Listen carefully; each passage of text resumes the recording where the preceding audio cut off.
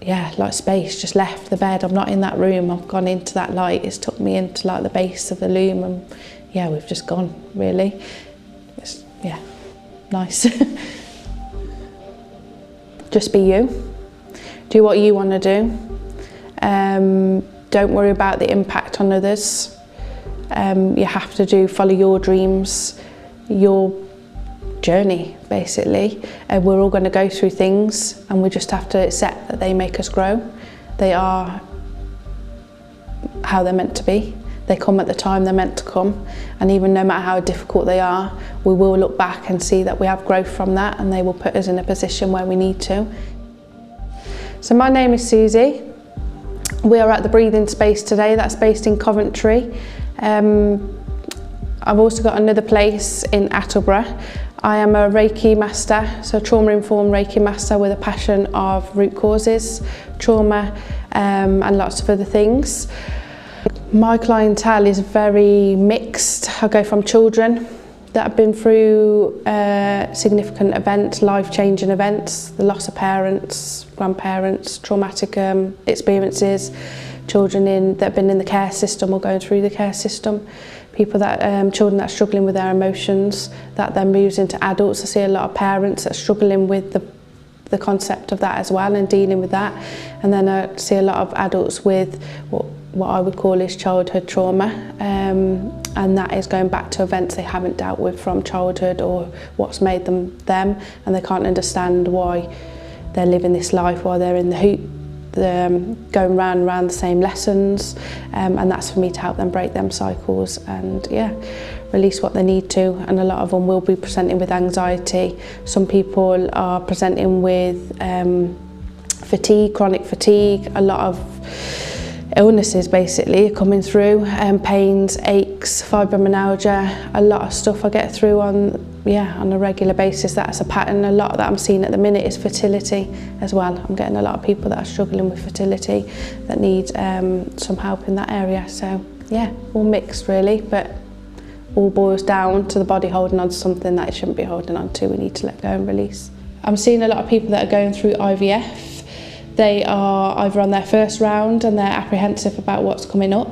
Some people have had multiple rounds of IVF and they're also struggling with the coming up, the hope, but also what they've been through on the past IVF treatments.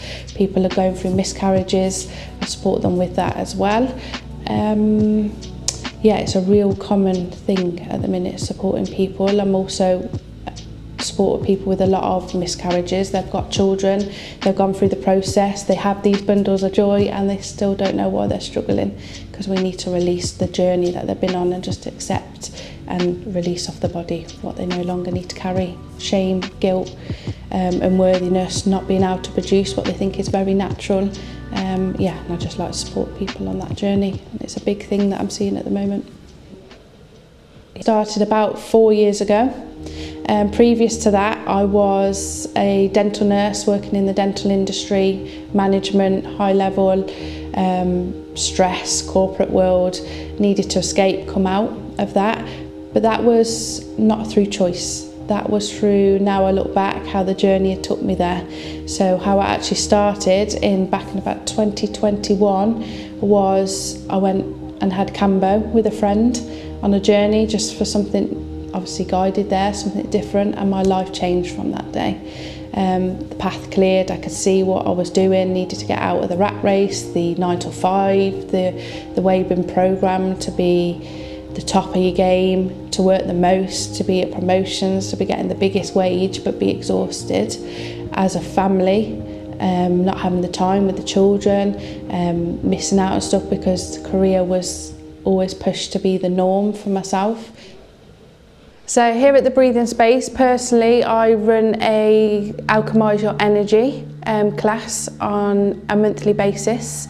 On a Wednesday, people come, we move the energy from a low vibration to a high vibration if people are struggling, with a bit of distance Reiki on there, bit of mindfulness meditation, bit inner work, and then energy releases out in the aura. So quite a deep session, and then once a month I hold Reiki shares here, which are any Reiki masters, any Reiki students, and that's open for public to come and have free Reiki in these sessions for their growth, my growth, and for the public to get healing when they need it.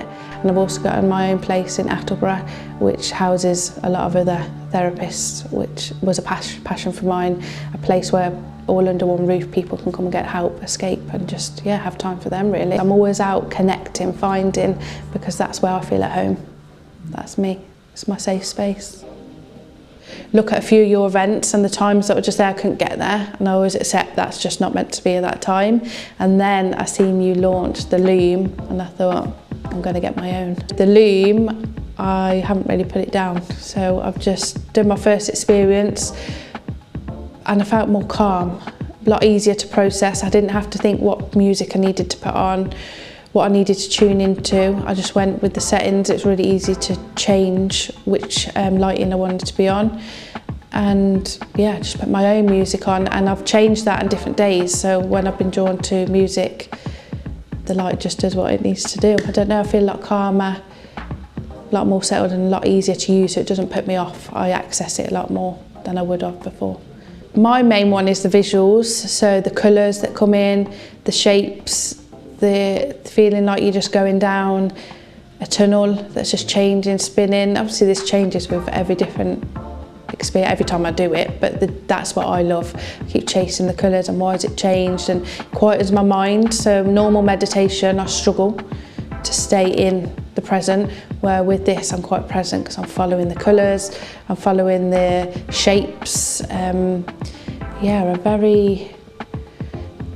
I just can't compare it to anything else. It's just a different experience for anything I've done. Sometimes I can go off though on the journey. I can't tell you where I am or what the things are, but it's like I've left here. I'm just in space, different colours come in. To me, I connect a lot with colours, so I would read into colours, and I take that energy into that area where I'm seeing the colour naturally on the body. I can feel that. Sometimes there's heaviness in that area, sometimes there's light. So I'm just getting, to me, messages through what's coming in, and then tune them into my body. So yeah, I've done light when I've been on microdosing and when I haven't been on microdosing, and the experience there is completely different. Very vivid, enhanced. I say that's probably when I leave more. That's what gets my mind, when the light's white, but you're seeing all these colours, and then you get into it a bit more. But with the psychedelics, I feel like that's when I've gone left here, I'm not present, but I'm still in a visual journey of, yeah, just going through the kaleidoscope, but I'm actually going through it rather than just visualising it in it. It's very enhanced, so compared to a psychedelic experience as well. I don't know, I feel more safe to do this. I feel more drawn to this than I would a psychedelic experience, to get the same feeling and the same, for me, out of it. That's where I am, and it's more accessible. I've not got the downtime. I can come off this, get in the car, go home, where psychedelic experience obviously got processed a lot more stuff and timing on it really as well. So I'm more drawn to this than I do psychedelics. So some weeks I could use it 3-4 times, and some weeks I think, I've only used that once this week, or haven't this week, and I think that's very dependent on where I am, what I'm doing, and what I need. Yeah, I do try and I use it as my lunch break, so I will go in for a 15-minute, and it feels like I've had a couple of hours sleep, so that's perfect, gets me through the day. Sometimes I'm going in to ask myself some questions, what I need, what's what, and just to go in for a little bit, so I'd do that more often if I was struggling. The longer ones, I set an alarm because I'm gone. So about an hour and a half, depending on the time I'm taking out, what I'm dealing with. Sometimes I'll do them long ones if it's my one a week and I know I haven't done any. Some, if I'm doing shorter, I'll do half hour here, there. But yeah, sometimes I have set the alarm for half hour and then set it again because I've wanted to go, I've been halfway through and feel like I need to go again. So I just love that, yeah, there's no set time. Using this light on a client has been experience for me and the client. I use it when I've been doing Reiki mainly. So I would use it on clients that I've already experienced in Reiki. I know their energy, I've worked with them. Then adding the light into the system changes the whole energy. The whole way of working, what they see is completely different because they know what to expect. They go a lot deeper into stuff they're trying to release. They can link to it a lot more. They can connect when I'm in certain areas. Again, the energy I'm pulling down is completely different. It's very subtle, very guided. With the energy from the light, you tend to go more Pacific, and then what I feel they have actually seen in a more in-depth. It's fascinating, to be honest. Sometimes I've actually taken the light to the chakra that is blocked or needs work, and you can see the vibration through the chakra and the light, and they have linked to that massively.